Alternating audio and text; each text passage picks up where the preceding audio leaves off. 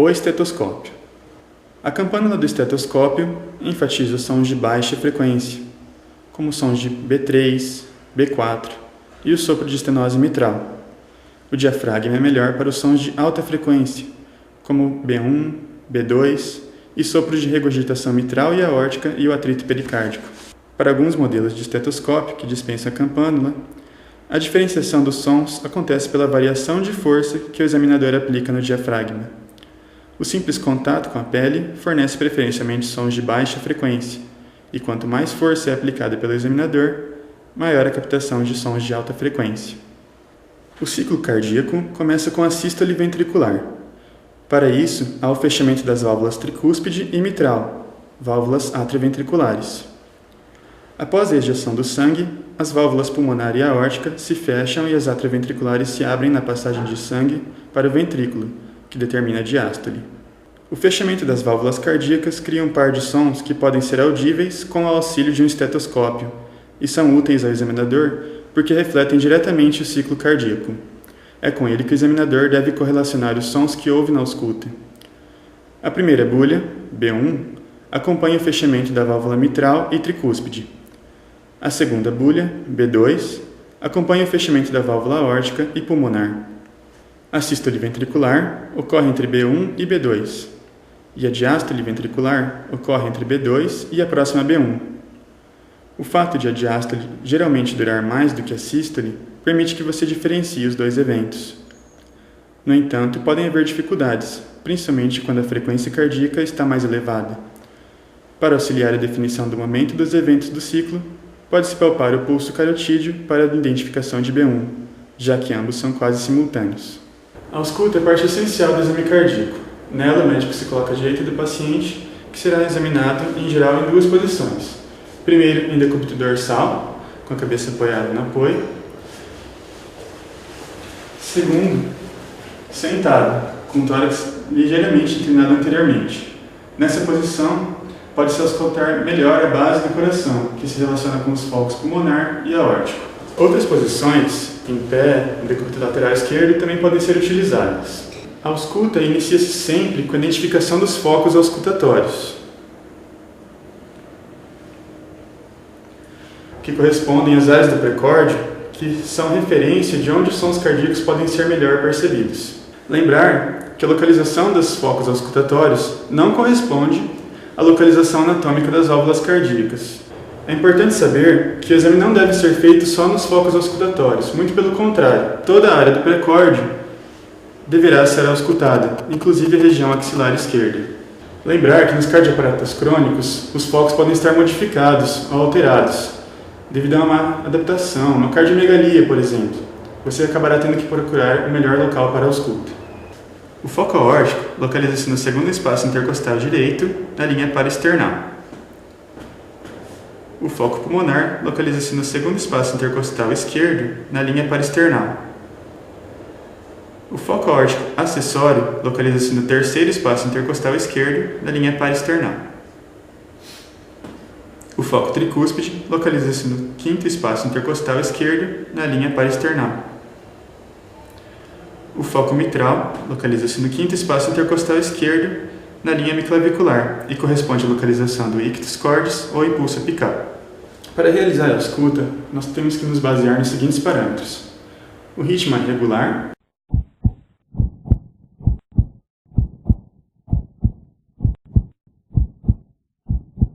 ou irregular.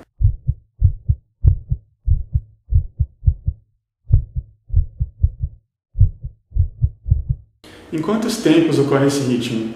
A presença de uma terceira ou quarta bulha? As bulhas são hipo, normo ou hiperfonéticas. Lembrando que a diferenciação clínica entre uma hiperfonese e hipofonese é a seguinte: na hiperfonese, você pode auscultar a B1 muito bem, mesmo fora dos focos apicais.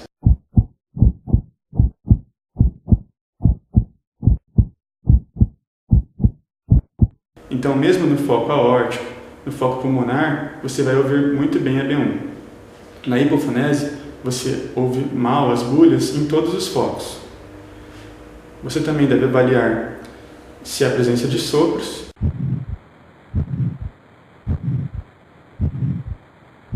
A Abordaremos agora um pouco mais sobre a fisiopatologia do sopro cardíaco e suas características. Normalmente, o sangue flui com um fluxo laminar, e esse fluxo não produz som audível. Entretanto, devido a alguns mecanismos que comentaremos a seguir, o fluxo pode se tornar turbulento e dar origem a vibrações que produzem ruídos, os quais chamamos de sopros. O fluxo turbulento que dá origem a um sopro pode decorrer de aumento da velocidade da corrente sanguínea, o que pode ocorrer no hipertireoidismo, na anemia, no exercício físico intenso ou em uma síndrome febril. Pode decorrer da diminuição da viscosidade sanguínea devido à anemia, por exemplo.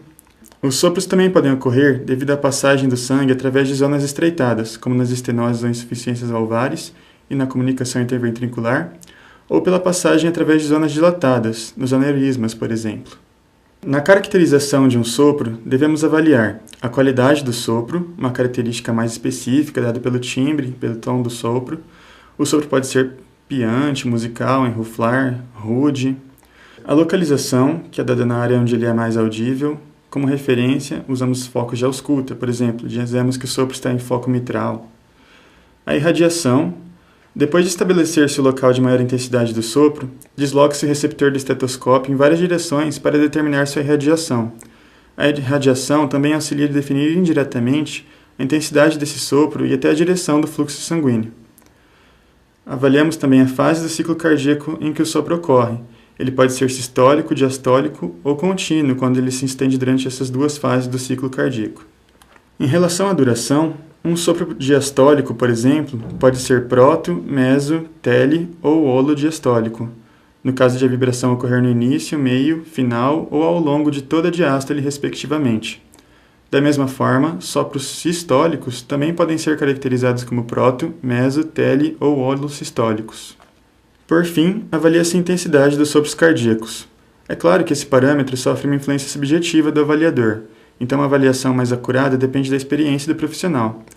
Além disso, a intensidade de um sopro depende da relação de diversos fatores, como distância entre o local de origem da turbulência e a região de ausculta, da velocidade do sangue e do fluxo sanguíneo através do local de produção do sopro, bem como das condições de transmissão desse som até a superfície do tórax. Desse modo, obesidade, doença pulmonar obstrutiva crônica, derrame pericárdico e estados de hipofluxo tendem a diminuir a intensidade de um sopro, enquanto condições hiperdinâmicas de circulação a elevam. Uma forma de se classificar a intensidade dos sopros é a forma cruzes.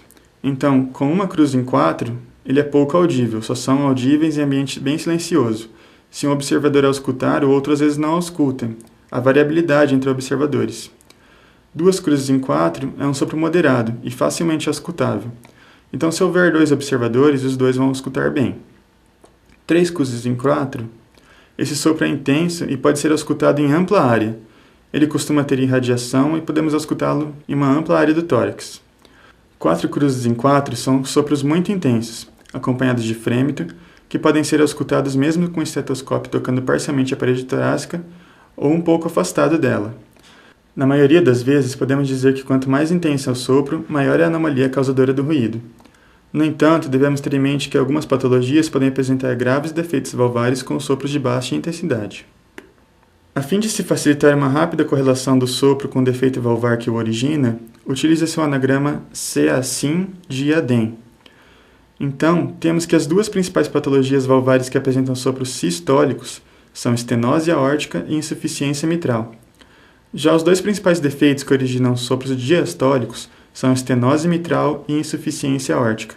Usamos esse anagrama para auxiliar numa diferenciação inicial. Auscultando o segundo espaço intercostal direito na linha paraesternal, foco aórtico. Em toda a base do coração, B1 é menor que B2. Lembre-se que B1 é representado pelo fechamento da válvula mitral que está no ápice. Nesse local, os sons devem ser únicos e os intervalos silenciosos. Som duplo de B1 sugere ejeção aórtica e de B2 pode indicar estalido de abertura mitral. Auscultando o segundo espaço intercostal esquerdo na linha paraesternal, foco pulmonar. Agora, o médico deve se concentrar em B2. Ele observa se a respiração não forçada do paciente modifica B2. Normalmente, o som é único e seco. No entanto, em alguns casos haverá um som duplo ao final da inspiração e volta a ser único à expiração. O som seria este. É o famoso desdobramento fisiológico de B2. Isso ocorre porque há atraso do componente pulmonar de B2, que é formado também pelo componente aórtico. O desdobramento inspiratório vai ficando cada vez mais discreto com o aumento da idade, sendo muito comum em crianças e adultos jovens. Quando percebido em indivíduos de mais idade, é patológico e pode indicar bloqueio ramo direito ou estenose pulmonar. O componente pulmonar de B2 só pode ser auscultado no segundo espaço intercostal esquerdo. Então, só nesse local haverá o desdobramento dessa bulha. Nos outros locais do pré-córdio, B2 se refere basicamente ao componente aórtico. B2 que se relaciona à expiração, desdobramento invertido. Repete isso aí. B2 que se desdobra à expiração, desdobramento invertido, é patológica e pode estar relacionada ao bloqueio de ramo esquerdo ou disfunção grave do ventrículo esquerdo. Ausculta do quinto espaço intercostal esquerdo na linha paraesternal, foco tricúspide. Teremos um aumento de intensidade de B1 sobre B2, a ponto de igualá-la ou até ultrapassá-la. Este foco se refere, juntamente com o mitral, ao melhor local de ausculta de B1. É o único local para ausculta do componente tricúspide de B1. Nas demais regiões, o som de B1 se refere ao som da válvula mitral, já que ela é de maior intensidade que da tricúspide. É o único local para a ausculta do componente tricúspide de B1. Nas demais regiões, o som de B1 se refere ao som da válvula mitral, já que ela é de maior intensidade que o da tricúspide. A ausculta do quarto e quinto espaço intercostal, foco mitral. O som de B1 é único e mais intenso que o de B2. O som duplo de B1 nesse foco, que desaparece após compressão firme da campânula, define a quarta bulha, B4. B4 aponta uma disfunção ventricular diastólica. O som duplo de B2, que desaparece após compressão firme da campânula, define a terceira bulha, B3. Para melhorar o som de B3 e B4, o paciente deve ficar em decúbito lateral esquerdo e o procedimento deve ser repetido.